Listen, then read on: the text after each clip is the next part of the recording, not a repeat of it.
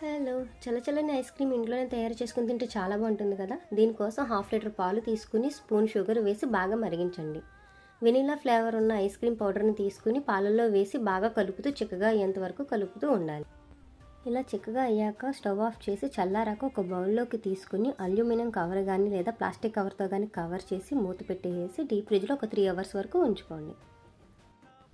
3 hours తర్వాత ఈ cream అంతటిని మిక్సీలో వేసుకుని మిక్స్ చేయండి. ఒక 5 సెకండ్ వరకు చేస్తే సరిపోతుంది. దీంట్లోకి టూటీ ఫ్రూటీలు యాడ్ చేసుకుని బౌల్లో వేసుకుని సేమ్ అల్యూమినియం కవర్తో కానీ ప్లాస్టిక్ కవర్తో కానీ కవర్ చేసి నైట్ అంతా ఫ్రిడ్జ్లో ఉంచేసుకోండి.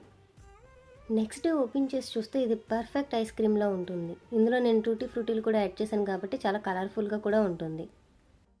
ఐస్ క్రీమ్ బౌల్స్లోకి సర్వ్ చేసుకుని నట్స్ కానీ టూటీ ఫ్రూటీలు కానీ యాడ్ చేసుకుని తినచ్చు. నేను చాక్లెట్ సిరప్ కూడా వేసాను. అందుకే ఇంత కలర్ఫుల్గా ఉంది, చాలా టేస్టీగా ఉంది. మీకు కూడా నచ్చితే ట్రై చేయండి. లైక్ చేయండి, సబ్స్క్రైబ్ చేయండి. Thank you.